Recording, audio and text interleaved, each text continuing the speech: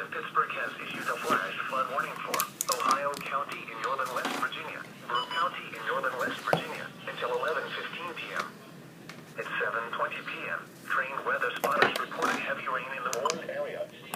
Rain from additional storms over the next hour or two will worsen any ongoing flooding. Flash flooding expected. Estimated rainfall up to 1.5 inches. Additional rainfall up to 1/2 inch.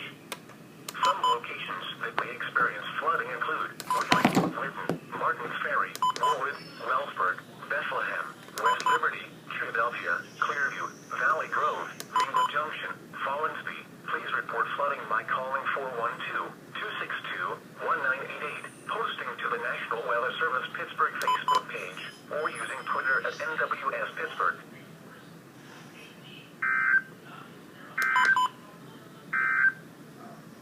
At 7 p.m., Pittsburgh Airport.